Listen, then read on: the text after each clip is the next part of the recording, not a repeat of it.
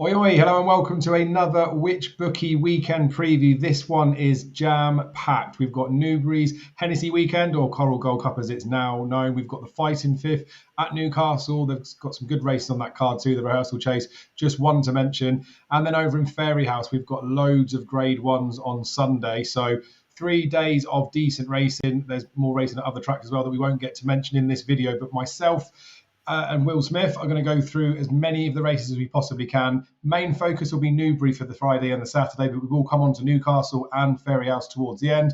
We'll get chapters put at the bottom of the video so you can click back and forth to find the chapters and the areas that you'd like to look at. And of course, you can come back and watch the video more than once if you'd like to. These views are sort of our early thoughts. The Friday stuff is tomorrow. We're recording this on Thursday. The Saturday and Sunday could be up to change. So there's a link in the description for the whichbookie.co.uk website where Will and I will put all of our final selections, what we fancy, at what prices, with which recommended firms, although we'll try and find general prices, and with our star staking system. So that'll be the same as points. We call them stars. Right, Will, I've waffled enough at the start because we are on a bit of a time limit to try and get this done for the viewing pleasure. We'll crack straight on, really. Newbury Fridays, where we're going to be looking at it. Like I say, we'll cover some action from Saturday and Sunday elsewhere too. The first race on Friday is the 12:15. It is a maiden hurdle. I wouldn't have too much to talk about in this particular race. Some nice looking names in here. Sinatra for Harry and Dan Skelton heads the market. Harbour Island for Ollie Murphy, Sean Byrne. They've been firing winners at the start of the season. Active Innocence for Nicky Henderson and Nico de Boinville. This is sort of the time of year where I feel like Hendo starts to unleash a few stars. Jura Dalma for Fergal O'Brien's a horse that I'm semi-interested to see how they progress this season, but it was definitely a no-bet race for me, but a good watching brief, I think. Did you have any stronger convictions in the opener? No, I'd agree. Definitely watching brief, though. Get the notebooks out for these Newbury maiden novice hurdles. Always throw up plenty of winners as the season goes on, and I'm sure this one will be no different. Absolutely. And it is good to soft ground at Newbury at the moment. I think it's probably going to dry out a little bit, so it might end up getting a bit quicker over the weekend, but I think it's going to be good racing ground. We shouldn't get too many defections. Fingers crossed, might end up a bit quicker on the chase course, but we'll figure that out as the weekend goes. The second race on the card, Will, the Novices Limited Handicap Chase. This is over 2 miles. This is a race I'm sure you've got an opinion on because it's a good looking race. We've got Mambo number 5, the 4-year-old for Ben Paulding and Ben Jones. Gets that big weight for age allowance in here, heads the market at 2-1. Got Paul Nicholls, Harry Cobden, Captain Bellamy, big name horse that I think has sort of not lived up to potential given it's a 120 rated horse. Palacio's in there, 127 rated, 11-2, third favourite. Bluey, the mare that was pretty good on chase debut. A couple of people, or one person in particular, has been chirping about this horse in my ear for this particular race. A few more runners in there as well, including Mighty Bandit, the big purchase that went to Warren Greatorex. But Will, Bluey's the one that I'm having my ear bent about as the potential bet in this race. 6-1 looks a fair price. I was inclined to think that I want to take on Mambo number 5, getting that weight for age allowance. I just don't think he's as worthy of his rating as he's currently got. So wanting to take him at the head of the market. Don't know whether I will or not. Bluey was the one that was of interest, but more so because other people are making a case. What did you fancy in this one? I'm very strong on the favourite, Dave. I think Mambo number 5 is potentially quite a special talent, actually, over fences. Obviously, you say he's a 4-year-old, but if you look at him, I mean, he is a massive chunk of a thing.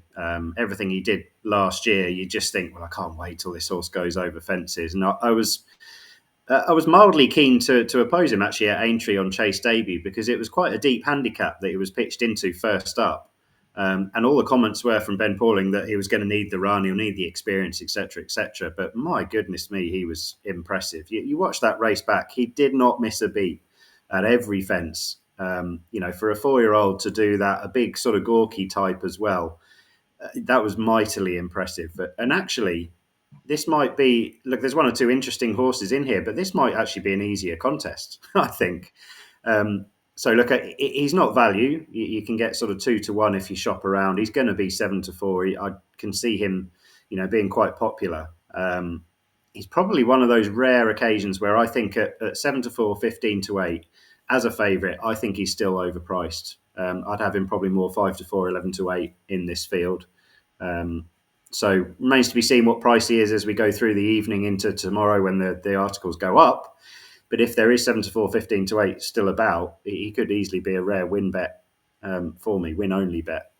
I think he's a real chaser to follow. in the next few months. I respect Bluey. What she did on Chase debut at Kempton was good. Just if you watch her, though, I'd have a mild inclination that right-handed might be slightly better for her. And Stable could be in slightly better form as well. So obviously that's probably factored into the price to some degree. She jumped really well at Kempton. But as things stand at the minute, I'd prefer Mambo number 5.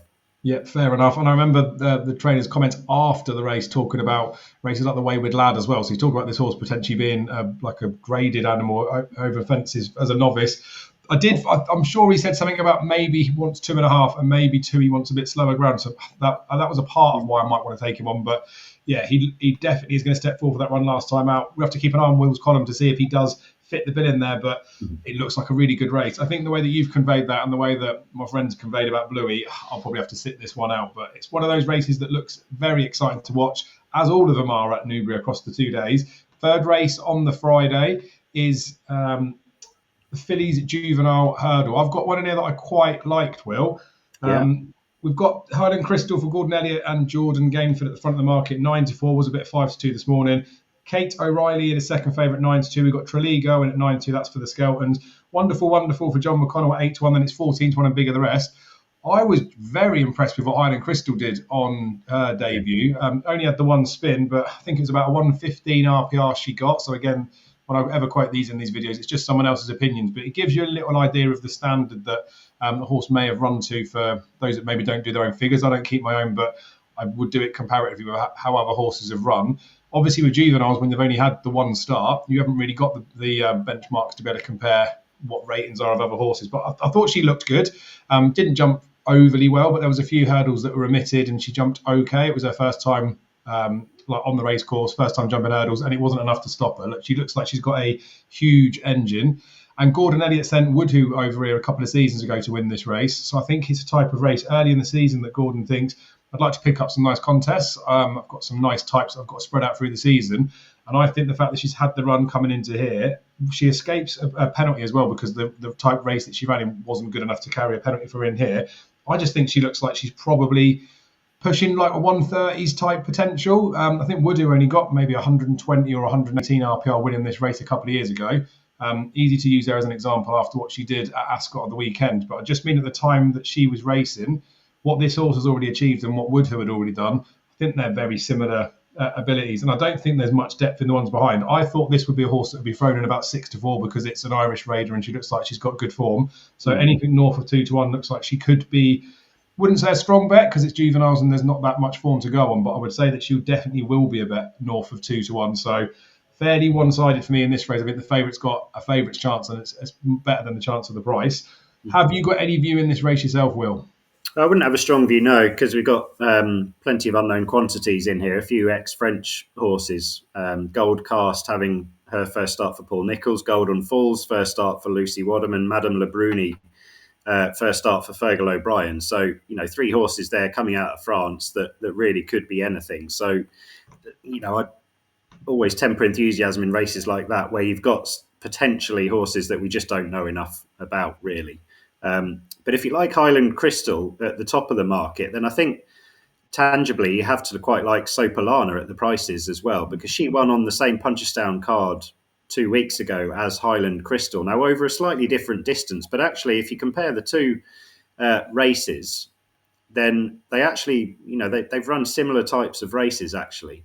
Now, obviously, Highland Crystal has had one hurdle start. She could easily improve a good chunk, whereas Sopolana is a little bit more exposed, so is probably at that level. But, the price discrepancy is probably just a bit too much. But it wouldn't represent a bet for me, Sopolana, 16-1 or so, because, as I said, there's too many unknown quantities in this race. But, again, another really informative contest, similar to the maiden hurdle that opens the card.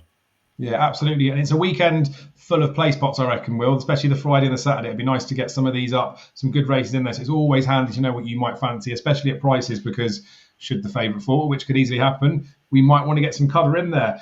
Right, yeah. Will, moving on to the 150, the first graded race we're covering for this weekend's action. The Grade 2 John Frankham Novices Chase over 2.5 miles.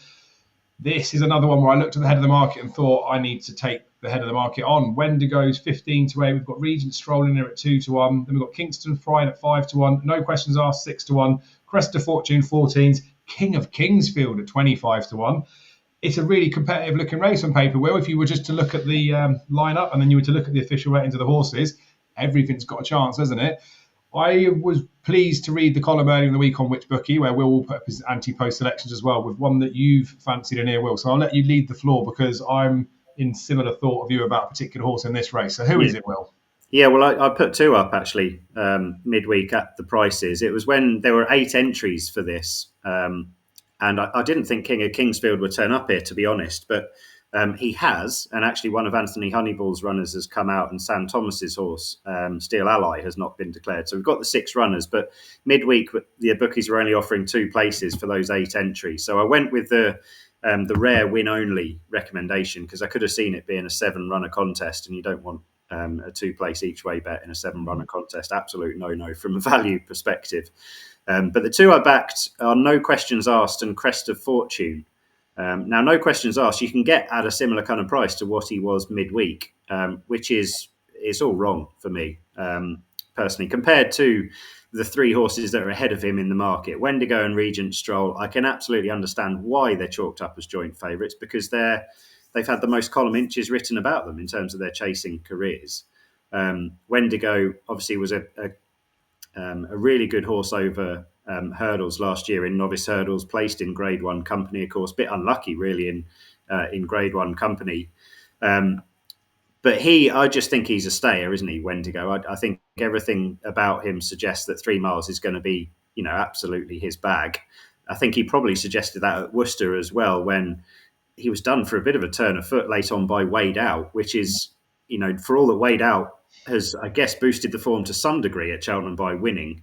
Wade Out isn't a quick horse, with all due respect to him. So, look, it was a nice chase debut from Wendigo, but I don't think around Newbury, 2.5 miles, where jumping's at a premium, you need a cruising speed.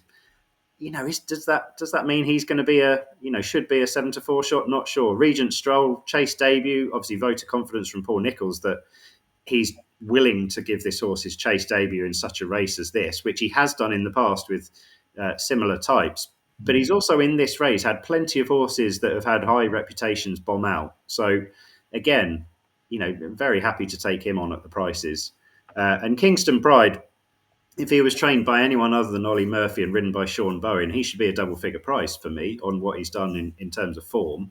Again, very unexposed, could improve. I'll put that proviso in there. So I'm not completely writing him off. But for me, No Questions Asked has done as much over hurdles and proved probably over fences at Ascot on his chase debut that he is as good as any of these over fences to date, with a massive chunk of improvement ready to come. I would have him really, really close to vying for joint favouritism here, No Questions Asked. And as you said, the trainer, and a few people have pointed out, the trainer has a very good record in this race. He's had 2 runners in the last 2 years. Both of them were winners, Willoughby Court and the Jukebox Man. So he picks out a good one for this. Ben Pauling, No Questions Asked, jumped like a buck on chase debut at Ascot, off a very strong tempo set by Viraflay as well. It just looks absolutely rock solid to me. 11-2, 6-1 is a steal, I think, in terms of price. But I've also backed Crest of Fortune as well. It was 20-1 earlier on in the week. You can get 12-1 or so now. That's still too big a price for me about Crest of Fortune. His chase debut was excellent at Cheltenham in a red-hot novices handicap chase. Probably because he's had his chase debut in a handicap. That's why the layers have given him double-figure quotes, because they're probably slightly mindful that maybe a handicapper shouldn't pitch into a graded race over fences, but these are novices, they can improve. And that experience in the red hot battle of a handicap is golden. And Crest of Fortune jumped and travelled well and hit the line strongly. I think he's, again, way too big a price. I'd have had him more around the 6-1, 7-1 mark. And like I said, No Questions Asked, much closer to those top 2 in the market. So yeah, both overpriced still. I like that, Will. Yes, and those Questions Asked was one of the 2 that I liked. You made a solid case there, and it is a little bit sometimes a racing, isn't it? That you might want to take a couple of shorter price ones on, and it does always boil down to our perceived value in the race. Like you say, Ben Pauling took this in a couple of times, didn't he? But the Jukebox Man last year. I did think as well with No Questions Asked, that Ascot race that he ran, and he was a short price favourite, wasn't he? I think there was 5 runners in there. 2 of them came out. That Viraflay was very well supported. He was weak in the market that day, No Questions Asked, and I fancied him relatively strong. I got a bit put off with the fact that he was weak in the market. He's hacked up, isn't he? And like you say, it was a bit of a suppose, more tactical race when there was only 3 runners in there in the end. So I think he's entitled to have improved for that run anyway. And what he's done in that performance was good enough to be in there. My only slight concern was when I was going back through some of his hurdle form, I was probably having to stretch to really find some massive substance to it. I think the Sydney Banks performance last year was really good because he did everything wrong. Still only got beat half a length by Calafé and Vol, who didn't do the form any good at Aintree, but I think something must have been up with him. And Jax Jr. in third. I mean, beating Jericho de Repene the other day, but that's not the same horse over fences.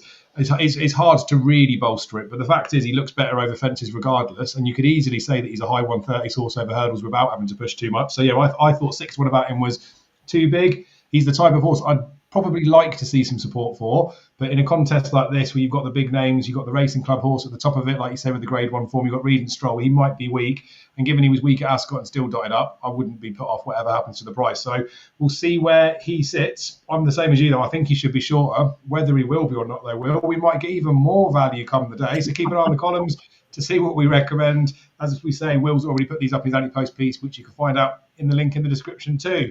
Right, the 2:25 handicap chase, Will, over 2.5 miles. We've got American Mike in here for Ollie Murphy that hasn't run for a little bit of time. I don't think he's anywhere up to winning a race like this. Twin Jets for Harry Cobden and Paul Nicholls was a good winner last time out. This was a race that I looked at. Horses like Telepathique as well. I feel like maybe she hadn't reached her ceiling, but now I wonder if she has. Helpnam, I wonder if the ground's going to end up being a bit too quick for him. It looks to me a race fraught with danger if I was going to have a strong opinion in it. So I just decided to take a bit of a back seat in this one. Did you have any stronger convictions in this 2:25 on Friday? Yeah, I really like Telepathique here. I think a lot of people will be put off by the fact that she's carrying top weight here, a mark of 148. That they'll point to the kind of weights and measures and figures and say, well, she can't win a handicap off 148, surely. But it's all respective and relative to the horses you're taking on and your actual suitability for the test, really. I think left-handed 2.5 miles, good to soft ground is absolutely perfect for Telepathique. She's quite a fast, high cruising speed. She's a very fluent jumper. And I can see her being the best of these, even allowing for the fact that she's carrying top weight, etc. I don't think that'll bother her, a jot. She's a big, strong mare as well. I think you can get 4-1, 3 places, which looks a really good each way bet to me. And actually, the main play for me on the first day of Newbury on Friday is an each way double with Mambo number 5 in the 12:45. If you can get 2-1 about him and 4-1 about Telepathique, both for 3 places each way with various different firms, that to me is a really good each way double. They've got great chances to win, and both of them, should be in those 3 places. I would imagine, all things being equal.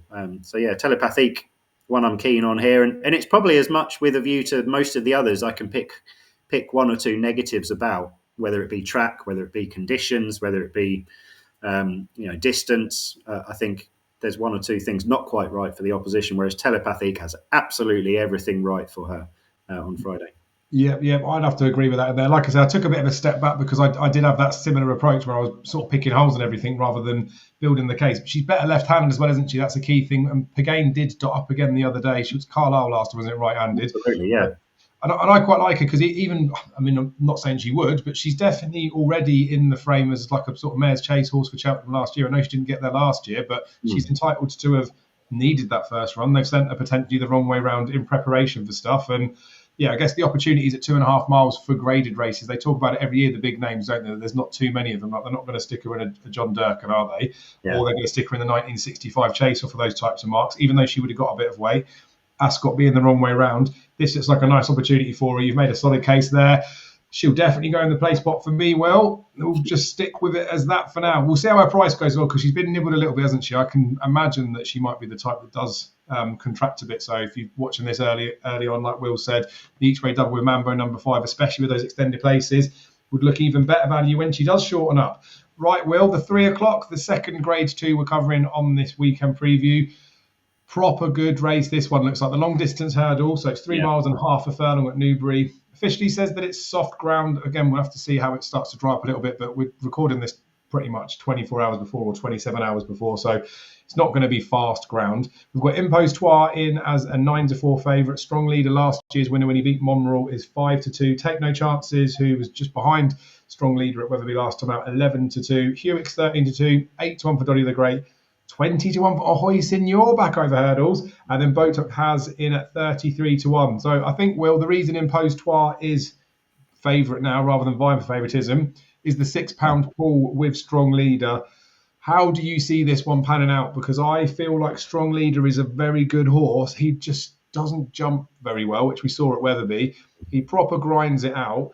And I just wonder whether Impostoir, when I watched the performance at Aintree last time out, for all that I'm not 100% certain that race was run to confirm his stamina at this trip, Yeah. I can just see Impostoir travelling over strong leader, getting first run, and then I don't know whether Sean Bowen's drive's going to be enough to claw it back. So I'm caught between the two of them. I think my gut feeling would be I'd rather back strong leader than Impostoir at the prices, but I feel like I could be doing that and getting the horse beat in doing so. So hopefully you've got stronger convictions for our viewers at home. Yeah, I wouldn't have a strong opinion on the race. I'll put that in there first up. Fascinating tactical battle, this, I think, because you've obviously got a strong leader in there who's a strong stayer, I think. Ground conditions, look, on the hurdle track at Newbury, it's always softer than the chase track, quite significantly so in these early season races. So that's definitely something you'll have to bear into calculations. Impostoir, yeah, I mean, we didn't gain too much proof in terms of whether he stayed last time out at Aintree, because that turned into a bit of a sprint, didn't it, as well? And with the hurdles out, just always mindful of what the form actually amounts to, really. But he did stay 2.5 well over hurdles and at a solid, top handicap level, didn't he? So he's a real player. Whether if it's a really well run race over 3 miles on a galloping track like Newbury, is that going to suit him? I don't know. I'd have small doubts until he goes and proves it. I'd have small doubts about Take No Chances. Absolutely, staying that 3 miles on softer ground in a well-run race as well. Not sure what Hewick's going to produce. Can't really have him too much. Never been a horse that I've actually warmed to, despite plenty of people loving him for various different reasons. And then you've got Doddy the Great, who, I mean, he didn't look a natural leader last time at Wetherby, did he? He was proper Larry on the front end there. And I think Brian Hughes has done incredibly well to get him to finish third and looked like he might well win the race at one stage. Sorry, James Bowen rode him in that West Yorkshire hurdle last time out. So he's going to be a contender again. He'll be a bit fitter for that. And then you've got bigger prices, Ahoy Senor and Botox Haas. Ahoy Senor, he's going to probably give his hurdles too much air. He's going to be a bit clumsy. He's got the ability, of course. Wouldn't shock me. But I just thought, if you can get 3 places at 33-1, it's by no means a big bet by any stretch of the imagination. But if the ground is on the softer side on the hurdle course, I just thought Botox Haas wasn't a complete outsider of the whole field. At his very, very best, 3 miles on soft ground is absolutely his bag. He's got the figures and performances that are as good as what the likes of Strong Leader and Impostoir have done. It's just this is his first start of the season. Will he need it? Will he have a plan in mind somewhere down the line? But, Gary and Josh Moore, would they see this as an opportunity on ground that he'll enjoy? Possibly. I don't know. But I'm definitely going to have a smallish each way play on Botox Haas. It's probably throwing money away, but I think he's on his best. He's too big a price. Yeah, fair enough. And it is the last leg of the play spot as well, Will. So if people have had a couple of shocks early on and then they don't have Botox Haas in their slip, and Botox Haas comes in with Ahoy Signor following in, because we'll get the extended places with the firms, won't we? But obviously the play spot terms will be just 2 places in there. So yeah, interesting looking race. I think from an opinion-based perspective, I'd like to say that I think Strong Leader would win the race, but I don't think that I would be able to part of any cash to do that, because I'm not that confident about it, and I don't feel like the price is quite attractive enough. But we'll have to see how it turns out for Friday. Well, I know it's not that far away, but you could see Impostoir being smashed like he was at Aintree. I don't know how big Strong Leader would ever get out to, but if he's north of 3-1, I think I definitely would have to consider changing my perspective and maybe having a bet on him. But that's what it's all about, right? We need to see what the prices are. We need to see what the conditions are, do our best, and then hope for the best after that. Right, the final race on Friday, Will. Handicap hurdle, the 3:35. It's over 3 miles, half a furlong. I'm not sure if you've got too much to say on this one. There's a few horses I'm very interested in for the next few starts, I reckon. I'm a lumberjack. I'm interested in this horse. I think definitely better than 120. Diamond Re for Joe Tizard. I know that he thinks the world of this horse. Near 600-day absence this horse has got. I think they've talked potentially about attempts with this horse, or at least a attempts qualifier going in there. It's just a horse with such a significant layoff. I feel like it smacks that he's going to need the run wherever he goes first time up anyway. But I mean, I think of 128, he's got the potential to be well handicapped. He's got the potential after 600 days to be a much stronger horse. And he's only a 6-year-old with that lengthy layoff too, with a bit of experience under his belt. So I want to see how he gets on, but I'm fully expecting he's going to need the run. A horse I don't think will need the run is Blue Carpet for the Skeltons. 118 this horse is rated. What's really interesting about him is the Chepstow season opener feels like it was last season. It's so far ago, but it's not that far back that he ran behind Masked Man and was an awful eye catcher, barely being ridden going into the second last. And then the cameras obviously changed at Chepstow. Masked Man's clear. This horse ends up finishing second. So what happened in between the back of the last and to the line, people there will know how hard he was ridden. But that was over 2 miles under Harry Skelton, and it was a good performance, I thought. Like the horse that looked like it would step up in trip. Then next time out in a maiden hurdle over 2 miles, 3.5, beat a really weak field in all fairness, but won nicely under Tristan Durrell. And now having two hurdle starts, gets into this handicap off of a mark of 118. Now the Masked Man form, I would suggest, says that this horse probably could be well handicapped. The form of his last race, did it in isolation, so it's hard to judge, but would probably say he's not the best handicapped horse. But the Skeltons have got, I mean, phenomenal records. You could use it for everything that they run in. But in particular for races like this, when they've got a handicap hurdler that's a 5-year-old, a favourite, and only had 2 hurdle starts before, they've got 5 winners from 8 qualifiers since 2019. It's like a 60% return on investment. Adds further weight to those 2 as well.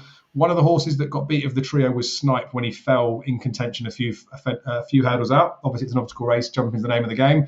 And the other one was Fortune de Mer at Ascot, who we know is a bit of a rogue. So of the 8, there's only one that's really not been in the frame. 5 have won. The other 2 are on the premises. I thought 3-1 about this horse looked generous.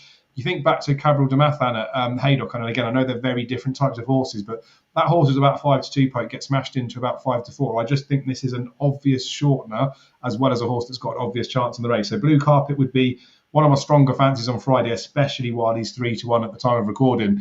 Anything you liked in here, Will? Yeah, I could see the case for Blue Carpet, definitely. Real improver, been given a very lenient mark. I think Diamond Re inherently is potentially a much better horse than 128. A rating gives him in a 0 to 135.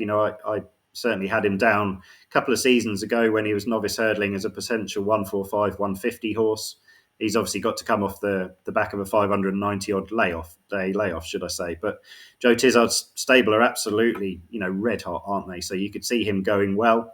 1 or 2 other solid handicappers in here. And if there was one at a wild price to have a small each way interest in as well, maybe a small tentative each way double with Botox Haas in the earlier race, it was Paul Nicholls Kruger Park, who, if you look at his form figures, you can essentially see why he is 40-1 with William Hill and Bet365. He's pulled up on 2 of those last 4 starts, but since the recent pulling up last season, he's had a wind up, and actually his seasonal debut at Lingfield, he was running a really good race behind the likes of Ikarak, Spike Jones and Jitmaker on that occasion before he got hampered at the second last, and that was it, race over really. And he was also right around the inside of Lingfield's hurdle track that day as well, which is sometimes the deeper part of the track. And he ran a race for a long, long way, and he wasn't beaten when hampered. So I think perhaps the early prices have just looked at the horse and thought form figures, beaten a mile last time out, he's gone at the game. But there was just a spark at Lingfield last time out that suggested there might well be something in there. And Paul Nicholls will have brought him forward for that run, you'd imagine. And his best run, if you look at his form figures last season, came here at Newbury when he was 4th behind Santos Blue in a very similar type of race. Magical King, Haiti Couleur, Up for Parole, all mixing it that day. Now, if you put any of those in here, you're not talking about a 40-1 shot by any stretch. So I thought he was mildly interesting at the prices. Lovely. So, a couple of opinions in that last race to close out Friday's card. Conscious of time on this one, where we got lots to hammer through for the rest of it. Sure. I'll just say this now with the recording. It may be that we crop this up into 2 videos. So if we do that, there'll be a link somewhere on the screen to go to the next video. If we don't, then just continue watching and enjoy the rest of our waffle coming in here.